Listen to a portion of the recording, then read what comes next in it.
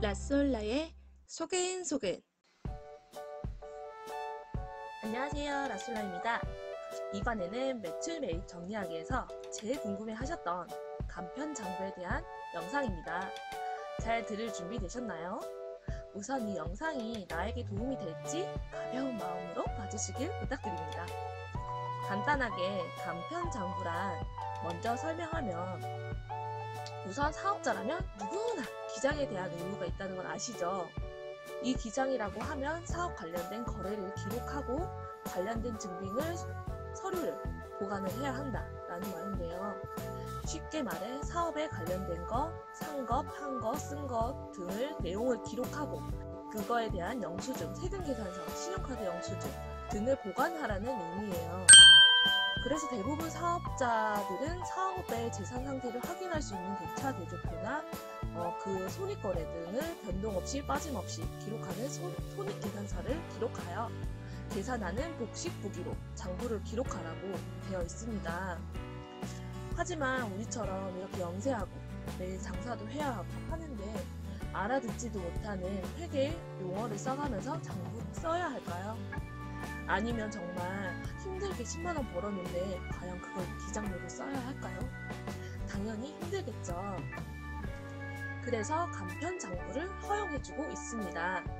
근데 이 간편 장부가 나 돈 못 벌어, 그리고 나도 바빠, 그러니까 나 간편 장부 쓸래 해서 되는 게 아니라, 올해 신규 사업을 시작했거나 직전 연도에 총 수입이 업종별로 미달하는 경우 이 간편 장부를 허용하고 있어요. 이 금액을 기준으로 하고 있지만 전문직 사업자의 경우에는 예외하고 있으니 잘 확인해 보시고요. 저 같은 경우는 소매업자로 충분하게 간편 장부 대상자입니다. 그러면 간편 장부는 어떻게 활용하나? 이건 국세청에서 제공한 무료 간편 장부 파일이고요. 라솔라 블로그에 쉽게 다운받으실 수 있게 사이트 링크하도록 할게요. 여기에는 이렇게 날짜, 수입, 비용, 고정자산을 등록하라고 되어 있어요. 이게 뭐냐? 쉽게 매일매일 한 거를, 쓴 거를, 비싼 거 산 거를 쓰고, 비고란에는 세금계산서인지 간이 영수증인지 카드 영수증인지 영수증 유형을 쓰시면 돼요. 아주 간단한 장부이죠. 근데 여기서 한 거, 쓴 거는 알겠는데 비싼 거 산 거는 무슨 기준이냐? 고정자산이 뭐냐? 예로 자동차, 기계, 컴퓨터, 프린터기 이런 것들처럼 1년 이상 사용할 목적으로 구입한 자산을 얘기하는 거예요. 근데 이 간편 장부를 꼭 작성해야 하나 물으신다면 작성 안 하셔도 됩니다. 대신 무기장 가산세가 있고요. 그 가산세를 내는 경우에는 세무조사 대상자에 포함시킨다는 국세청의 공식 발표가 있었대요. 다만 그렇듯 신규 사업자거나 직전 과세 기간, 전년도 말하는 거고, 부동산 임대소득, 사업세소득 등등 수익금액 합계가 4,800만 원 이하의 소규모 사업자는 가산세 납부 예외 대상자가 됩니다. 와, 좋다, 안 해야겠다 하시지 말고, 일정 매출이 좀 있으시다거나 더 증가하실 것 같다 하시는 사장님들은 무조건 작성하시길 권해드려요. 보시면 알겠지만 이 장부는 언제 필요하냐? 바로 종합소득세 신고 때 필요한 거고요. 장점이 뭐냐 물으신다면, 일단 종합소득세 신고 때에는 이 간편 장부를 보고 신고하면 되니까 편리하고요. 또 영수증만 띡 있다고 비용으로 인정해주지 않아요. 그에 대한 기록, 즉 이 장부가 있어야 필요 경비 인정받는다는 건데요.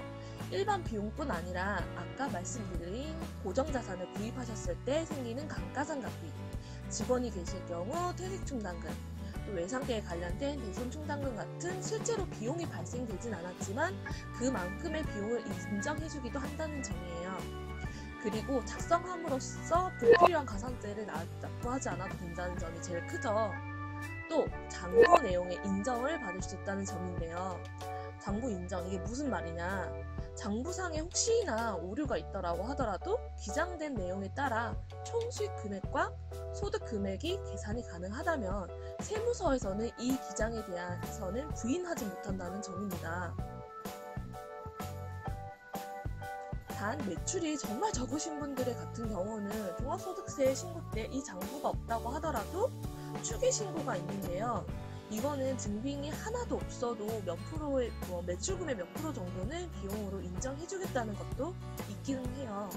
하지만 우리가 막 시작하면서 올해 얼마만큼 매출이 일어날지 모르는 시점이잖아요. 그래서 아무것도 준비 안 되어 있다가 내년 5월에 신고할 때 돼서 후회할 수는 없잖아요. 그러니까 지금부터 차근차근 장부를 준비하면 만약에 매출이 없어서 내년에 추계 신고를 하더라도 이제 장부로 신고하느냐, 추계로 신고하느냐 비교해서 할 수 있으니까 그것부터가 절세하는 길이 아닐까 생각 들어요. 그러면 이제 국세청에서 무료로 나눠주고 있는 간편 장부에 대해서 살펴보도록 하겠습니다. 짜잔! 이게 제가 드린 링크로 들어간 건데요. 여기 보시면 이제 간편 장부에 대해서 아까 제가 설명드린 것보다 훨씬 더 자세하게 설명되어 있고요. 또 제가 설명드릴 간편 장부 작성도 훨씬 더 자세하게 나와 있으니까 더 참고해 주시면 좋을 것 같아요. 우선은 이제 한글 파일부터 다운을 받아서 살펴보도록 할게요. 자, 한글 파일을 다운받아 보시면 이렇게 간편하게 한 페이지로 만들어져 있고, 이거는 이제 수기로 작성하실 분들이 직접 장부를 사서 작성하셔도 괜찮고, 아니면은 이 파일을 출력하셔서 수기로 작성하셔도 괜찮을 것 같아요. 우선 이게 동일한 거니까 하나하나 살펴보자고 하면, 일자는 일자별로 날짜를 작성해 주시면 되고요. 계정 과목 같은 경우는 이제 다음 포스팅에서 더 자세히 알려드릴 거긴 한데, 수입이냐 매입이냐 비용이냐를 좀 더 자세하게 기입하는 부분이고, 수입도 상품만 판매한 것만 수입이 아니라 예를 들어 예금 이자를 받은 것도 기타 수입으로 들어가기도 하고요.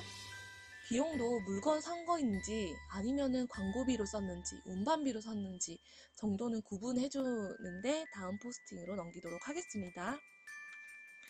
그리고 거래 내용 같은 경우는 저번에 나만의 장부에서 작성했듯이 물건을 몇 개를 샀다, 팔았다, 아니면은 그런 거를 기타 거래 내용을 작성해 주시는 거고요.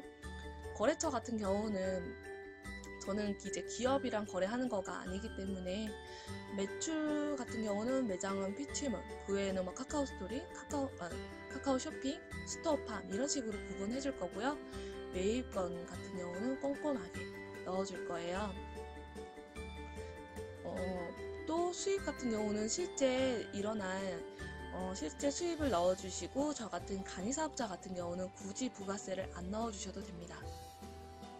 비용에 같은 경우는 실제로 지출이 일어난 부분을 물건 구입이든지 택배비인지 수수료인지 소모품 비용인지 적합한 증빙이 있는 거를 넣어주시면 되고요. 이 부분도 다음 포스팅에서 자세히 넣어볼 거고, 고정자산에 같은 경우는 아까 설명드린 것처럼 1년 이상 사용할 목적으로 고정자산을 구입하신 거에 대해서 넣어주시면 됩니다. 마지막 비고는 세금 계산서인지 간이 영수증인지 아까 설명드린 대로 넣어주시면 됩니다. 이렇게 간단하게 한글 파일을 살펴보았고요. 돌아와서 이제 엑셀 파일로 할 건데요. 다음 포스팅에서는 이제 한글과 이제 프로그램의 중간 단계인 엑셀 프로그램으로 설명드릴 거예요. 참고해 주시고요. 다운로드 받았으면 이렇게 보시면 나와 있고요. 이제 편집 사용을 눌러주셔야 편집 가능한 상태로 되어 있죠. 살펴보시면 쭉 계속 나와 있어요. 오래오래 쓰실 수 있도록. 아까 한글 파일에서 설명드린 거랑 동일하고요. 이제 차이점이 있다면 여기는 수치 계산이 된다는 점. 만약에 부가세랑 이런 걸 나누게 된다면 수식을 넣어서 좀 더 편하게 쓰실 수도 있겠죠. 그리고 이렇게 통계가 나와서 신고할 때 계산할 필요 없이 이제 이 수치만 보고 계산하셔도 괜찮으니까 참고하시기 더 편하시겠죠? 이런 장점이 있는 엑셀 파일입니다. 그리고 다시 넘어가서 여기서 이제 간편 장부 작성 프로그램을 다운받아 볼 거예요. 한번 다운받아 주세요.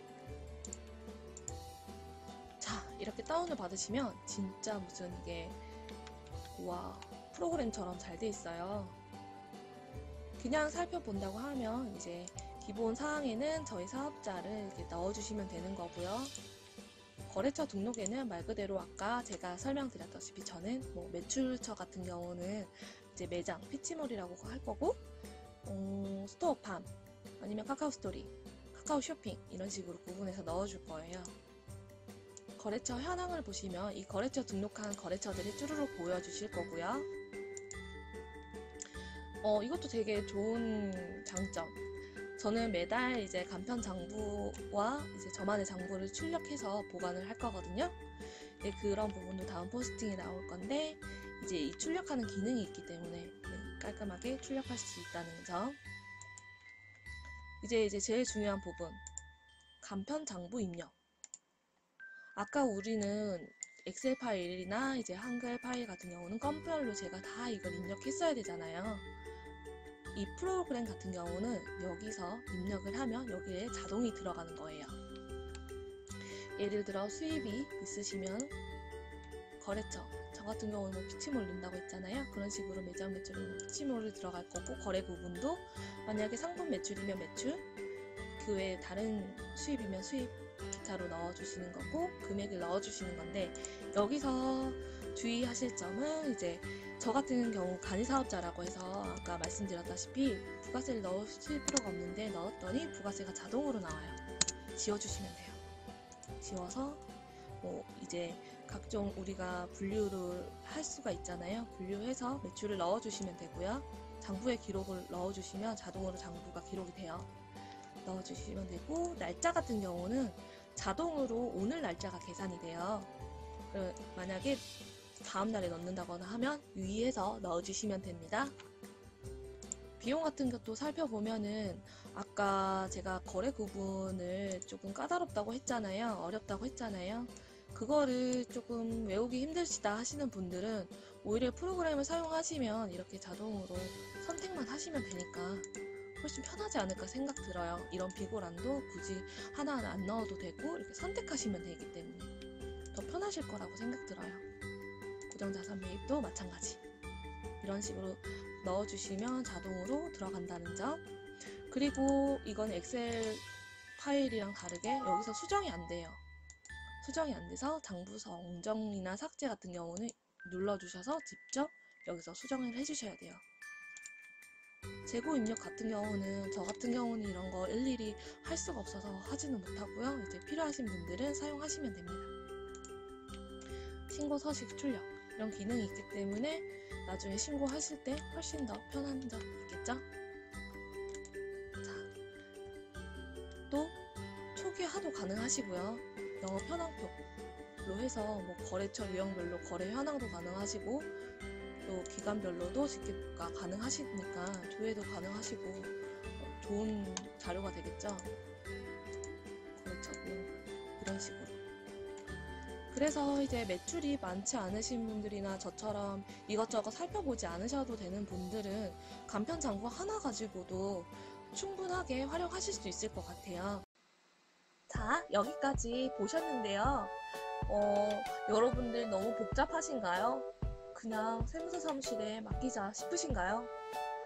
근데 한 가지 아셔야 한다는 점은 기장을 맡기시더라도, 다른 분들에게 부탁을 하더라도 이 정도의 거래 내역은, 매출 내역, 메인 내역은 우리가 정리해서 대행을 맡기는 거고, 그 대행 업체에서는 내가 준 자료를 토대로 입력하고 대신 신고해주는 것밖에 없다는 거예요.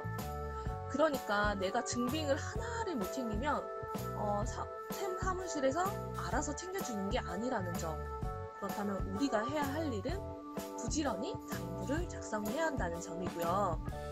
이제 우리가 1, 2차를 나누어서 장부에 대해서 알아보고 만들어 봤으면 실제로 이 매출 비용 등이 발생이 되었을 때 이거를 어떻게 장부에 넣어줘야 할지는 다음 영상으로 할 거고요.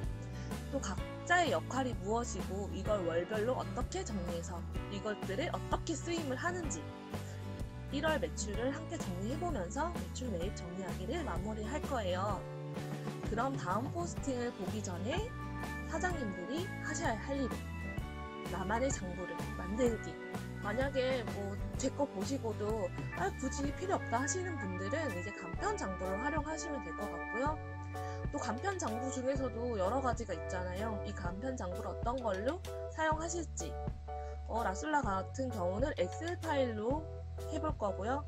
나중에는 엑셀 프로그램을 쓰고 싶어서 이거는 시간이 될 때 다시 따로 영상을 포스팅하도록 할게요. 그리고 모든 매출과 영수증을 다 모아야지 이제 입력하실 때 도움이 되겠죠. 이렇게 준비해 주신다면 다음 영상을 보면 보다 더 쉽고 이해가 잘 되지 않을까 싶어요. 그럼 사장님들에게 조금이라도 유익한 시간이 되셨길 바라면서 라술라는 다음 포스팅을 위해서 또 더욱 열심히 준비해 보도록 하겠습니다. 도움이 되셨다면 좋아요를, 다음 영상이 궁금하시다면 구독 버튼을 눌러주실 거죠? 감사합니다.